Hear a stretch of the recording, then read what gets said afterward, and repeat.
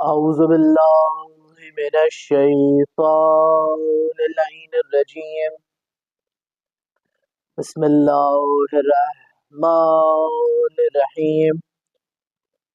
الحمد لله الذي لا يبلغ مدحته القائلون ولا يدسي نعماه العادون ولا يودي حقه المجتهدون الذي ليس لصفته حد محدود ولا نعت موجود ولا أجل ممدود فطر الخلائق بقدرته ونشر الرياء برحمته واتدى بصخور ميدان أرضه أول الدين معرفة والصلاة والسلام على أشرف الأنبياء والمرسلين خاتم النبیین و حبیب قلوبنا و طبیب نفوسنا سیدنا و مولانا ابی القاسم مصطفی محمد اللهم صل على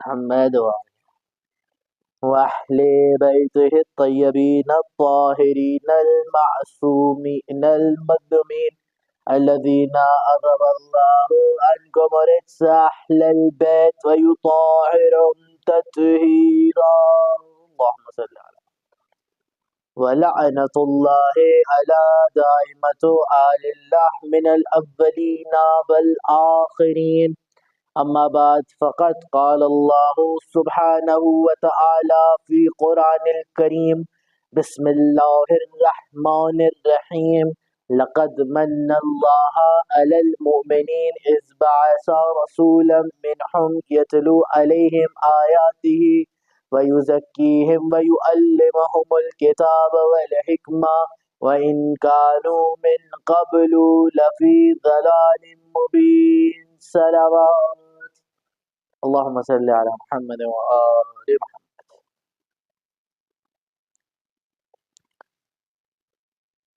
عزاداران سید الشہداء، مسلسل گفتگو کا چوتھا روز آ پہنچا ہے بعنوان صلہ رحمی. مسلسل گفتگو میری اور آپ کی چل رہی ہے اس عظیم موضوع پر کہ جس کی اس وقت اس معاشرے کو اشد ضرورت ہے، اور انہی تمام چیزوں سے میرا اور آپ کا معاشرہ انہی مسائل سے دوچار ہے. پہلے دن ہماری گفتگو رہی کہ انسان تربیت پہ، دوسرے دن انسان بدگمانیوں سے، اور تیسرے دن جو ہے کل کی جو ہماری مجلس تھی کہ صبر برداشت. یہ تینوں چیزیں بڑی امپورٹنٹ ہے صلہ رحمی کے لیے. یہ نہیں ہے تو آپ صلہ رحمی نہیں کر سکتے. آج کیونکہ اب ہماری گفتگو آخری مراحل میں آ چکی ہے اور کل اس کی آخری مجلس ہو جائے گی. عزیزان محترم، مسئلہ جو اب سب سے بڑا ہمارے پاس ہے کہ چلے تربیت بھی ہے اور اس کے بعد بدگمانیاں بھی رہی ہیں، اس کے بعد برداشت بھی ہے. تیسری چوتھی چیز یہ ہے کہ میں صلہ رحمی کہتا کس چیز کو ہوں.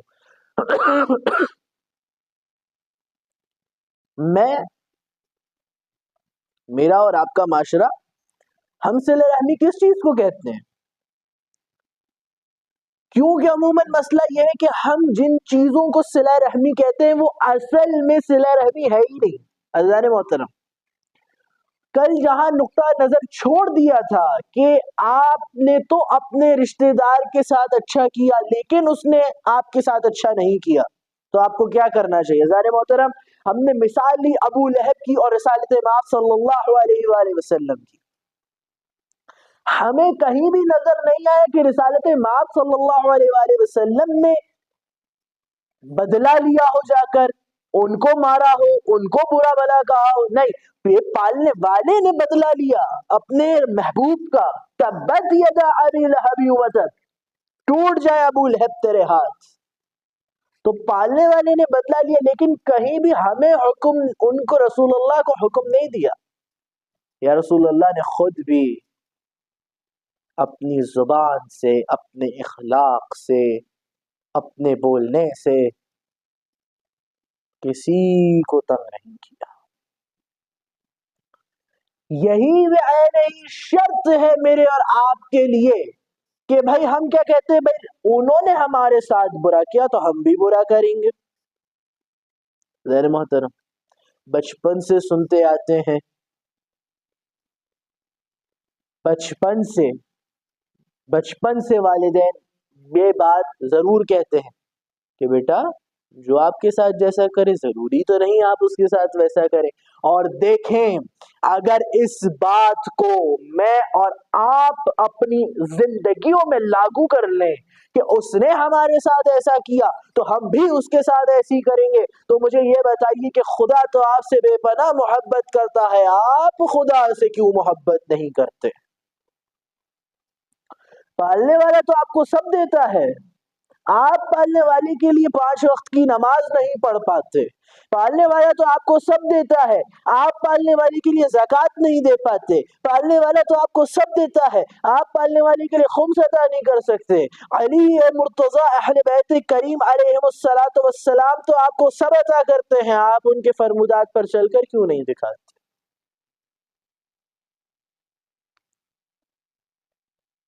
خدا کو کیا آپ پہ سے، مجھ پہ سے رحمت اٹھا دینی چاہیے کہ اہل بیت کو ہمارے اوپر سے نظر کرم ہٹا دینی چاہیے؟ نہیں. تو پھر میں اور آپ اپنی زندگیوں میں یہ کیسے کہہ دیتے کہ بھائی اس نے ایسا کیا تو میں اس کے ساتھ ویسا ہی کروں گا؟ اور یہی سب سے بڑا پرابلم ہے جہاں سے تقریر شروع کی تھی، کہ آج کا معاشرہ کس چیز سے دو چار ہے کہ ہمیں یہی نہیں پتا کہ صلہ رحمی اصل میں ہے کیا.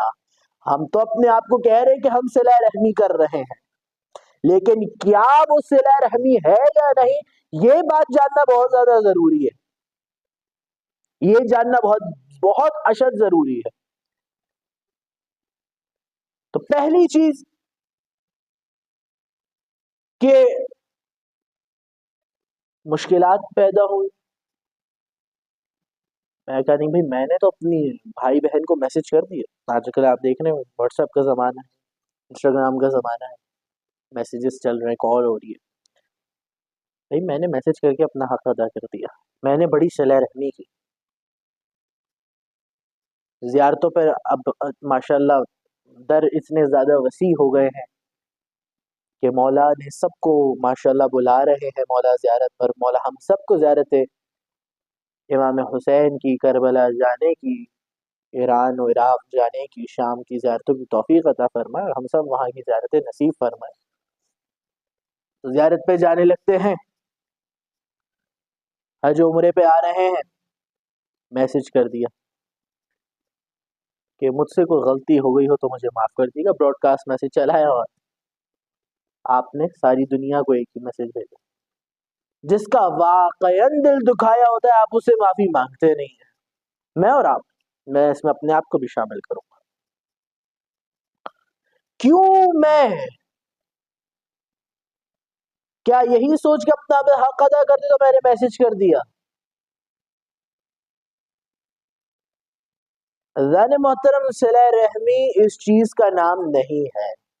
بہت واضح طور پر میں آپ کو بتا رہا ہوں.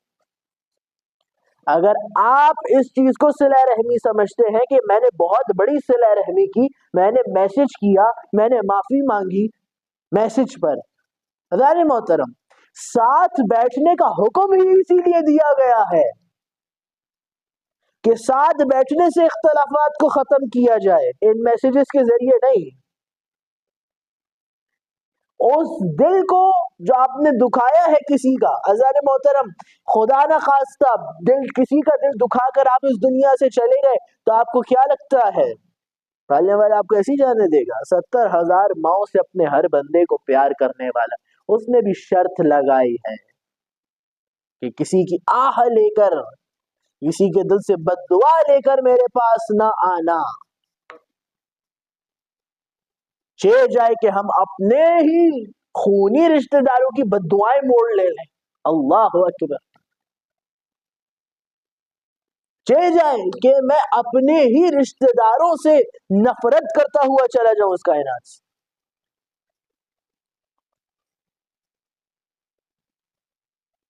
اس کے بعد پھر یہ بھی سمجھوں کہ میں بہت اعلیٰ درجے کا آدمی ہوں، اسے صلہ رحمی نہیں کرتی۔ دوسری چیز صلہ رحمی کے لیے جو آج کے معاشرے میں بہت زیادہ ضروری ہے، اور میرے استاد محترم علامہ سید سرور حسین رضوی قبلہ حافظ اللہ تعالی دامت برکاتہم بیشتر اپنی تقاریر میں اس کو اور خطبہ جمعہ میں ضرور فرماتے ہیں۔ وہ یہ فرماتے ہیں کہ آپ نے کسی کی مدد کرنی ہے، کسی کو پروان چڑھانا ہے، تو سب سے پہلے اپنے خاندان میں ڈھونڈیے، اپنے خاندان میں۔ باہر جا کر مدد بعد میں کریے، پہلے اپنے خاندان میں ڈھونڈیے۔ آج کا معاشرہ، جی ہم فلانا ٹرسٹ میں بہت زیادہ پیسہ دیتے، ہم فلانا یتیم خانے میں بہت پیسہ دیتے، ہم فلانے ہمارے دوست ہیں، ہم نے ان کو بہت پیسہ دیا، اور ان کے اپنے گھر میں فاقے، ان کے خاندان کے بھائی بہنوں کے، کزنز کے۔ دیکھیں عزیزان محترم، کوئی فائدہ نہیں آپ کی ایسی خیرات کا کہ جس کی وجہ سے آپ اپنے آپ کو خوشنمائی میں لے کر جانا چاہتے ہیں۔ اپنے، کیونکہ میرے استاد کے محترم کا بہت ویلڈ ریزن ہے اس کے اوپر، اور آپ سنیں گے آپ کو بھی لطف آئے گا۔ وہ یہ فرماتے کیونکہ ظاہر ہے اگر آپ اپنے بھائی بہنوں کے ساتھ کریں گے تو آپ کو کوئی دیکھے گا نہیں کہ یار یہ تو اس بندے کا فرض ہے کہ اس نے اپنے بھائی بہنوں کے ساتھ کیا، تو الا میں دوسروں کے ساتھ کرتا ہوں تاکہ معاشرہ مجھے پہچانے کہ بھئی وہ صاحب بڑی مدد کیا کرتے ہیں۔ ایسا ہے کہ نہیں آپ کے معاشرے میں؟ بالکل ہے۔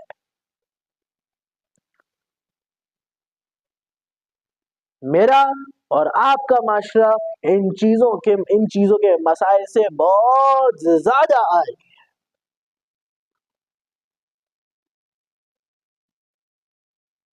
باہر اس رشتہ دار کو مدد مانگنے کیوں جانا پڑ رہا ہے کہ جبکہ اس کے اپنے گھر میں اس کے بھائی بہن موجود ہیں؟ یہ ہونا ہی نہیں چاہیے۔ عزیزان محترم، صلہ رحمی رکھی اسی لیے سے،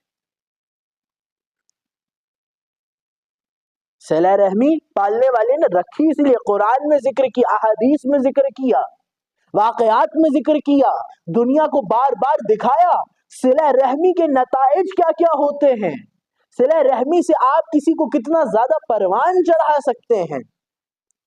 ان تمام چیزوں کو دکھانا کیوں تھا؟ تاکہ ایک معاشرہ پروان چڑھ سکے، ان معاشرے سے غربت جا سکے، اس معاشرے سے بے علمی جا سکے۔ اذان محترم، میرا بچہ اچھے اسکول میں پڑھ رہا ہو اور میرے ہی بھائی بہنوں کا بچہ، میرے کزنز کے بچے ایک غریب اسکول میں پڑھ رہے ہوں اور میں بڑا فخر محسوس کروں، تو یہ میرے فخر محسوس کرنے کی بات نہیں ہے۔ اگر میں اپنے خاندان کو علم میں اوپر نہیں کر پایا، دیکھیے اپنی اولاد، اپنا گھر، اپنے بچے، اپنی زوجہ، ان سب کے لیے تو ہر کوئی کام کرتا ہے، کوئی نیا کام انسان نے دریافت نہیں کیا، یہ صدیوں سے چلا آ رہا ہے۔ بات وہ ہے کہ جب انسان دوسرے کے لیے کچھ کرنا چاہے، اور دوسروں میں بھی سب سے پہلے اپنے رشتہ دار، یہ رشتہ داریاں پالنے والے نے رکھی اسی لیے، باہمی تعلقات رکھیے اسی لیے کہ ان میں آپسی محبتیں بڑھ سکے، ان میں آپ ساتھ بیٹھ کر، مل بیٹھ کر اپنی پریشانیوں کو حل کر سکیں۔ عزیزان محترم، اور پھر صلہ رحمی یہ یاد رکھیے کہ صرف آپسی بھائی بہنوں میں نہیں ہے، ماں باپ سے بھی ہے، ان کی تو خدمت آپ کے اوپر واجب ہے۔ بڑا مشہور جملہ آج کل ہم دیکھتے ہیں فیس بک وغیرہ پر کہ ماں اکیلی ہو کر 9 بچے پال لیتی ہے لیکن 9 بچے مل کر ایک ماں کو نہیں پال پاتے. یہ آپ کے اس معاشرے میں صلہ رحمی سے دور رہنے کا نتیجہ ہے. ارے محترم، اب اس وقت اگر میں اور آپ اپنی اگلی نسلوں کو یہ بات منتقل نہیں کریں گے تو عزیزان محترم میری اور آپ کی نسلیں بھی انہی معاملات میں الجھی رہیں گی. یہ معاشرہ کبھی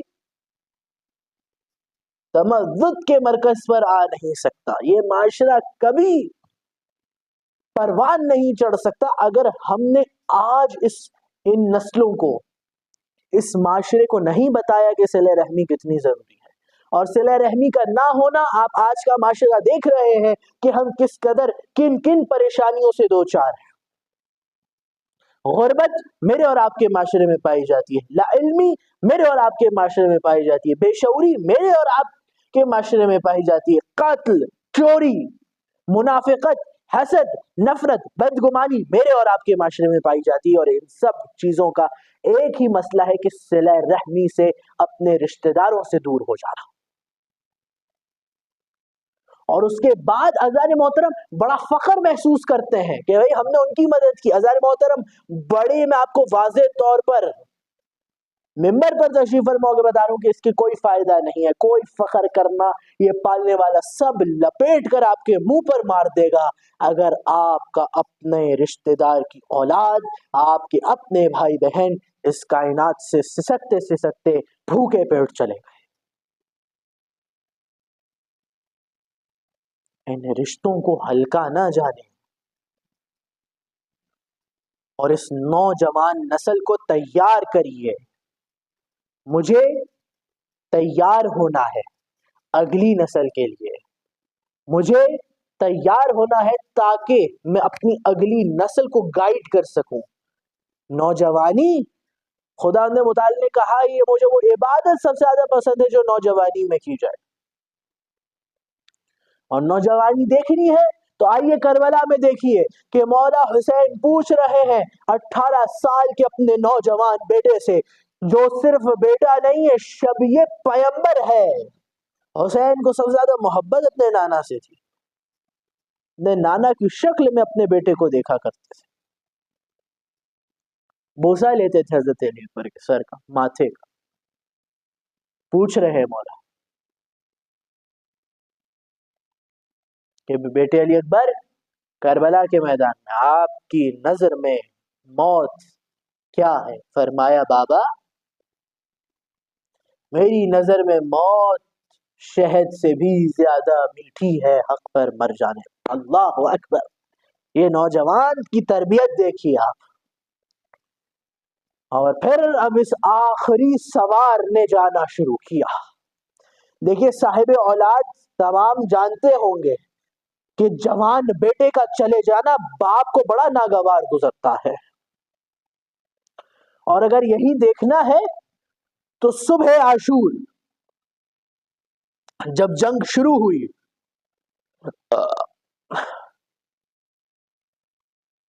اور حضرت حر کا بیٹا گیا اور قتل ہونے کی آواز آئی، جب اس نے صدا سنائی بابا میری خبر لیجئے، تو اس سے پہلے حضرت حر یہاں سے چلتے کہ دیکھا حر کے بیٹے کا سر حسین کے زانو پر رکھا ہوا تھا. تاریخی جملہ امام حسین نے ادا کیا کہ جب حضرت حر نے پوچھا نا مولا غلام زادے کا سر آقا زادوں کے زانو پر یہ برداشت نہیں ہوتا، بے اختیار امام حسین نے کہا حر کیا جوان بیٹے کا لاشا باپ کو اٹھانے دوں؟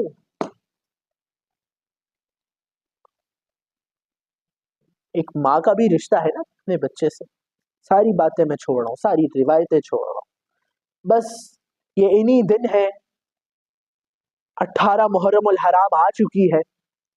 میری شہزادیاں کربلا سے کوفہ، کوفہ سے شام، شام سے کوفہ در بدر پھرائی جا رہی ہے. دربار در دربار چلایا جا رہا ہے، میلوں میل پیدل چلائی جا رہی ہیں. کہا جا رہا ہے باغی آئے ہیں. بس کوفے میں ایک راہبہ رہا کرتی تھی. اس نے اپنے خواب میں دیکھا کہ بی بی مریم آئی ہے اور ان کے ساتھ ایک اور بی بی آئی ہے، وہ بھی نقاب پوش ہے۔ بس بی بی مریم نے کہا کہ دیکھو راہبہ، کل یہاں سے سر گزارے جائیں گے، ان کو خریدنا، ان کو دھونا اور سلام کرتی جانا۔ بس یہ دیکھ رہا تھا، راہبہ اٹھی، گھر کے باہر آئی تو نیزوں پر چمکتے ہوئے چاند 18 بنی ہاشموں کے سر آ رہے تھے، 72 شہیدوں کے سر تھے۔